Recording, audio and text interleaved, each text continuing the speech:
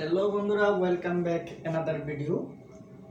আমরা শিখব আরেকটি ভিডিও নিয়ে ডাব্লিউএস কোশ্চেন। আপনি সহজে কিভাবে আরো ডাব্লিউএস কোশ্চেন শিখবেন, অর্থাৎ অনেকগুলো ডাব্লিউএস কোশ্চেন রয়েছে, এর মধ্যে আরো 3টি ডাব্লিউএস কোশ্চেন এখানে আজকে আলোচনা হবে। যেমন হোয়াট কি, হু কে, হোম কাকে। বন্ধুরা, আমরা কাকে, কে, কি এগুলো দিয়ে কিভাবে ডাব্লিউএস কোশ্চেন তৈরি করবেন এবং কিভাবে প্রশ্ন করবেন, এই সম্পর্কে আমি আপনাদেরকে সহজভাবে প্র্যাকটিক্যালি ধারণা দেব। অবশ্যই এই ভিডিওটিকে দেখবেন, একটু সময় হলো মনোযোগ সহকারে দেখবেন। আশা করি আপনি তাতে অনেক বেনিফিট হবে আপনার। আর তাছাড়া অবশ্যই আপনারা ভিডিওটিকে অবশ্যই সাবস্ক্রাইব দিবেন, যাতে আমি আপনাদের জন্য ভালো ভালো ভিডিও তৈরি করতে পারি এবং আপনারা যেন সবার আগে ভিডিওটি পেয়ে যান। তার জন্য অবশ্যই নোটিফিকেশনে যে একটি বেল আইকন আছে তা অবশ্যই অন করে দিবেন। ওকে বন্ধুরা, লেট আস আমরা ডাব্লিউএস কোশ্চেন শিখতেছি। হোয়াট অর্থ কি। এই হোয়াট দিয়ে আপনি অসংখ্য অহরহর কথাবার্তা বলেন, কিন্তু আপনি ব্যবহার জানেন না বা করেন না। যেমন হোয়াট ডু ইউ ডু, তুমি কি করো। আমি আবার বলছি, হোয়াট ডু ইউ ডু, তুমি কি করো। তোমার নাম কি, হোয়াট ইজ ইউর নেম। তোমার বাবার নাম কি, what is your father's name. তোমার দেশের নাম কি, what is your country name. বন্ধুরা, এই হোয়াট দিয়ে এভাবে আপনি সেন্টেন্স তৈরি করবেন। যেমন তোমার দেশের প্রধানমন্ত্রীর নাম কি, তাহলে হবে কি, what is the name of, what is the name, what is the name of prime minister, prime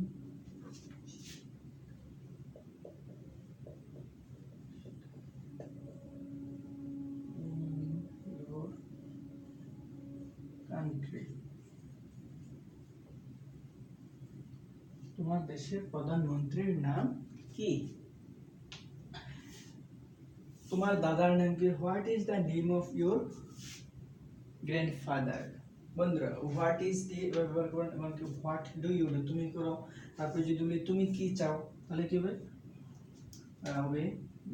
what do you want, তুমি কি চাও।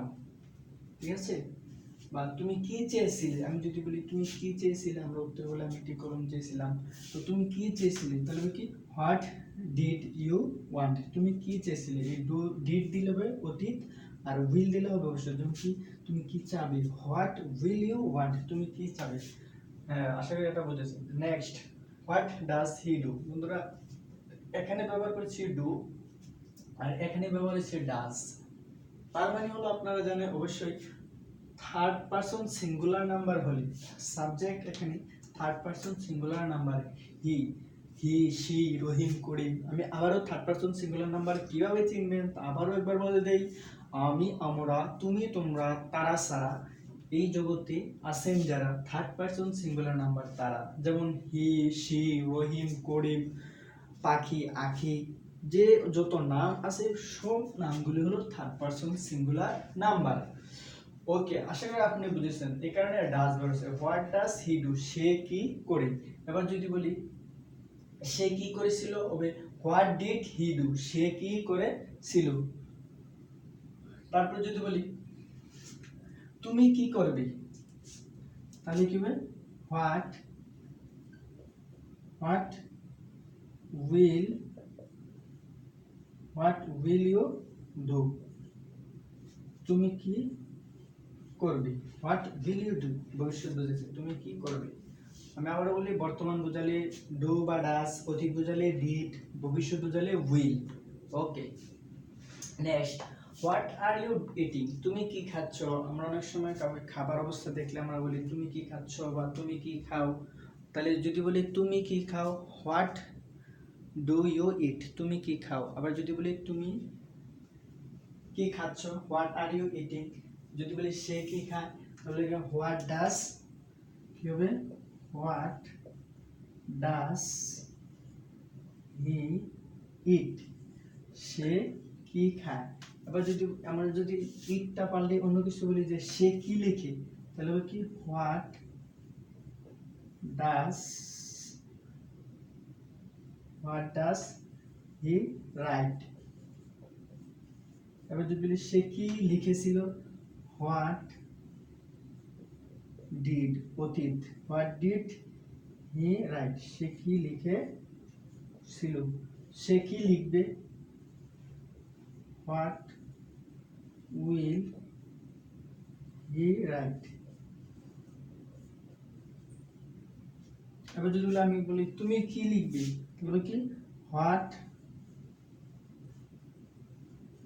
Will you right. যদি বলি তুমি কি খাবে, তাহলে বলি কি হোয়াট উইল ইউ ইট, তুমি কি খাবে। আমরা যখন দোকানে যাই তখন আমরা বলি তুমি কি খাইবা, এভাবে বলি, আসলে কথাটা সুন্দর হয় না। আপনি যদি বলেন তুমি কি খাবে, তাহলে এটা কিভাবে হবে, হোয়াট উইল ইউ ইট, তুমি কি খাবে। আমি আবার বলছি তুমি কি খাবে, তাহলে হবে কি হোয়াট উইল ইউ ইট, তুমি কি খাবে।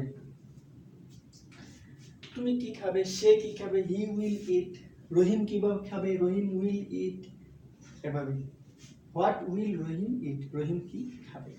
এবার বন্ধুরা আপনারা হোয়াট ব্যবহার করে সেন্টেন্স তৈরি করবেন, আশা করি বুঝতে পেরেছেন। নেক্সট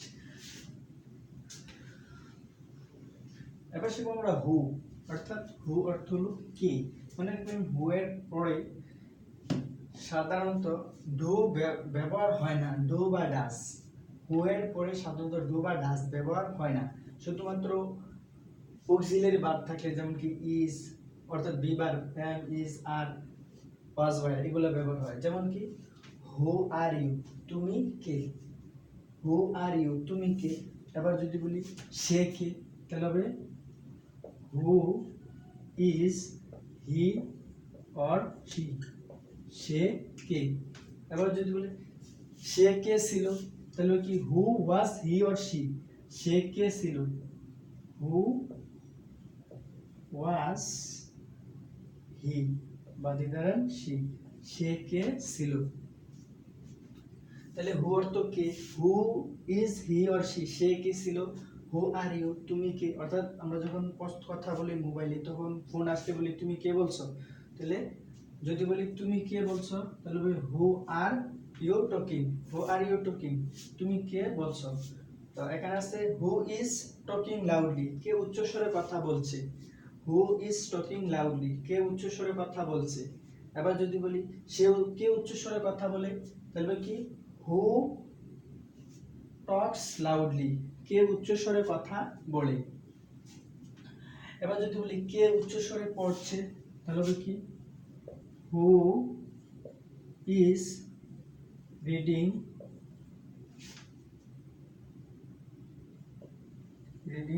লাউডলি, কে উচ্চস্বরে পড়ছে।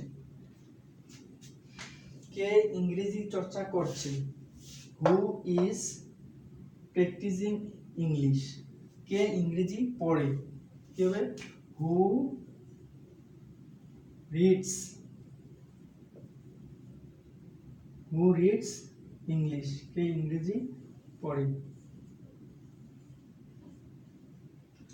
কে সংবাদপত্র পড়ে, হু রিডস দ্য নিউজপেপার, কে বাজারে যায়, হু গোস টু মার্কেট, কে বাজারে যায়। কে ভাত রান্না করে, তাহলে কি হু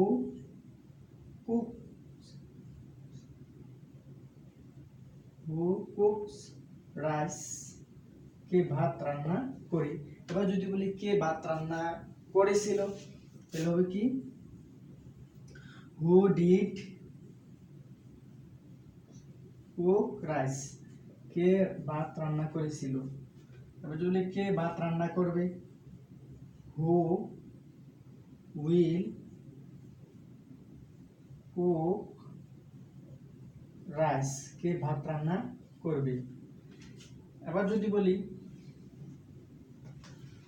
কে আসবে,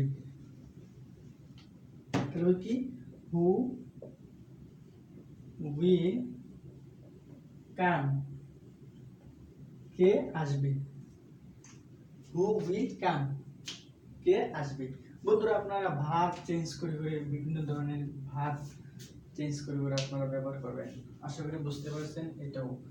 এবার আসেন আরেকটা উদাহরণ দিয়ে বুঝিয়ে দিই। হু invented the radio, K radio আবিষ্কার করেছিল। হু invented the radio, K radio আবিষ্কার করেছিল। কে মোবাইল আবিষ্কার করেছিল। হু invented the mobile, K mobile আবিষ্কার করেছিল। কে টিভি আবিষ্কার করেছিল। হু invented the TV, K TV আবিষ্কার করেছিল। বন্ধুরা এইগুলো ব্যবহার করে আপনারা সেন্টেন্স আরো তৈরি করবেন। এবার আমি এটা দিয়ে একটু বুঝে দিই। Who looks after the boy, কে বালকটির দেখাশোনা করে। এটা দিয়ে আমি আপনাদের একটা সেন্টেন্স বুঝিয়ে দিই। Who looks after the boy, কে বালকটির দেখাশোনা করে। কে বাবার দেখাশোনা করে। যদি বলি কে বাবার দেখাশোনা করে, who looks after, who looks after father, কে বাবার দেখাশোনা করে। কে তোমার দেখাশোনা করে, তাহলে হু লুকস আফটার ইউ, কে তোমার দেখাশোনা করে। আবার যদি বলি কে তোমাকে দেখাশোনা করেছিল, অর্থাৎ তুমি যখন অসুস্থ ছিলে তখন তোমাকে কে দেখাশোনা করেছিল। তুমি যখন বাড়িতে ছিলে তখন তোমাকে কে দেখাশোনা করেছিল। এইগুলো আপনি কিভাবে করবেন, তাহলে কে তোমার দেখাশোনা করেছিল। Who who looked, who looked after you, কে তোমার দেখাশোনা করেছিল। এই যে এখানে না অতীত ডিড না ব্যবহার করে লুকড এটাও হবে, ঠিক আছে। আবার বলি আমরা বলি যে কে তোমার দেখাশোনা করবে, তাহলে হবে কি who will look after you, কে তোমার দেখাশোনা করবে। হ্যাঁ বন্ধুরা আমি আশা করি আপনারা বুঝতে পারছেন। তারপর যদি না বুঝেন অবশ্যই আমাকে কমেন্ট বক্সে জানাবেন। আরো বেশি বিস্তারিত জানা থাকলে অবশ্যই আমি আপনাদেরকে বুঝিয়ে বলবো এবং বুঝিয়ে দেবো। আমার নেক্সট স্ট্রাকচার হলো হুম। হুম অর্থ কাকে, অর্থাৎ কাকে দিয়ে আমরা কিভাবে প্রশ্ন করব। হুম অর্থ কাকে। যদি আমরা বলি কাকে তুমি চাও, হুম ডু ইউ ওয়ান্ট, অর্থাৎ আমরা যখন অফিসে বা মাঠে বিদ্যালয়ে যাই তখন কাউকে খুঁজতে গেলে তখন বলে তুমি কাকে চাও, তাহলে হবে হুম ডু ইউ ওয়ান্ট, তুমি কাকে চাও। হুম ডু ইউ ওয়ান্ট, তুমি কাকে চাও। আসলে আমি একটা সেন্টেন্স বারবার রিপিট করি যাতে আপনারা বুঝতে পারেন, আপনারা মনে রাখতে পারেন। এবার যদি বলি তুমি কাকে চেয়েছিলে, তাহলে হবে কি হুম ডিড ইউ ওয়ান্ট, তুমি কাকে চেয়েছিলে। তুমি কাকে চাবে, তাহলে হবে কি হুম উইল ইউ ওয়ান্ট, তুমি কাকে চাবে। হ্যাঁ আশা করছি আপনারা এটা দিয়েও বুঝতে পারছেন। তারপরে আছে যে next whom did he dislike, সে কাকে অপছন্দ করেছিল। হুম ডিড হি ডিসলাইক, এই যে দেখেন এটা অতীতে ব্যবহার করেছি যে হুম ডিড হি ডিসলাইক, সে কাকে অপছন্দ করেছিল। আবার যদি বলি তুমি কাকে অপছন্দ করেছিলে, তাহলে কি হুম ডিড ইউ ডিসলাইক, তুমি কাকে অপছন্দ করেছিলে। তুমি কাকে পছন্দ করবে, যদি বলি তুমি কাকে পছন্দ করবে হুম উইল ইউ লাইক, তুমি কাকে পছন্দ করবে। এভাবে আপনারা হোম ডিড বর্তমান অতীত ভবিষ্যৎ দিয়ে আরো অর্থাৎ লাইকের জায়গায় ডিসলাইক লাইক এগুলো আপনারা চেঞ্জ করে আরো সেন্টেন্স তৈরি করবেন, অর্থাৎ আরো বিভিন্ন ধরনের ভার্ব বসিয়ে বানাবেন। তারপরে নেক্সট আরেকটি যে আছে ওটা আমি বুঝিয়ে দিই। Hmm did you give a pen, তুমি কাকে একটি কলম দিয়েছিলে। তুমি কাকে টাকা দিয়েছিলে, hmm did you give money, তুমি কাকে টাকা দিয়েছিলে। কাকে তুমি বই দিয়েছিলে, hmm did you give book, তুমি কাকে বই দিয়েছিলে। তুমি কাকে শার্ট দিয়েছিলে, hmm did you give shirt, তুমি কাকে শার্ট দিয়েছিলে। এভাবে আপনারা আরো সেন্টেন্স প্র্যাকটিস করবেন। যে hmm did you give a pen, তুমি কাকে একটি কলম দিয়েছিলে। বন্ধুরা, আশা করি তোমরা সকলেই বুঝতে পারছো। এভাবে তোমরা প্রত্যেকটি ধরে ধরে প্র্যাকটিস করো। আমি যেভাবে দেখে দিচ্ছি প্রতিদিন কমসে কম আধা ঘন্টা হলো প্র্যাকটিস করবা, আর তাহলে তোমরা ইমপ্রুভ করতে পারবে। আশা করি তোমরা ইমপ্রুভ করবা যদি মান্য করো। অবশ্যই ইনশাল্লাহ আবারও দেখা হবে পরবর্তীতে। ওকে, সবাই ভালো থাকবেন। All the best. আল্লাহ হাফেজ।